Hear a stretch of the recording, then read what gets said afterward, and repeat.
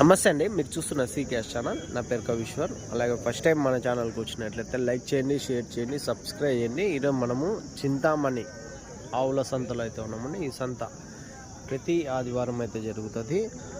ఉదయం 5 గంటల నుండి మధ్యాహ్నం 12 వరకు అయితే ఈ సంత జరుగుతుంది. ఇక్కడికి ఎక్కువ హెచ్ఎఫ్ ఆవులు, జెర్సీ ఆవులు, అలాగే ఇంగ్లీష్ బ్రీడ్ ఆవులు, దూడలు అన్నీ ఎక్కువ వస్తుంటాయండి.